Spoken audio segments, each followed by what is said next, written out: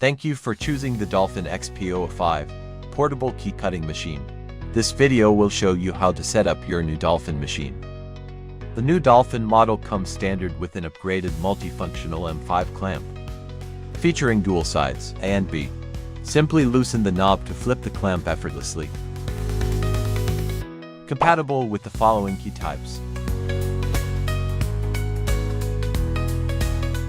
During height leveling, the cutter tip must sit slightly higher than the probe tip. Calibrate the probe height. Then run the calibration test cut. We need a blank key. With clamp on side A, align the top of the key to line 3.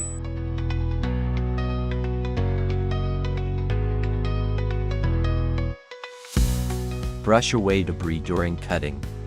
Then proceed with the cutting calibration. After completing these steps, your machine is now fully set up. This concludes the Dolphin setup process before cutting.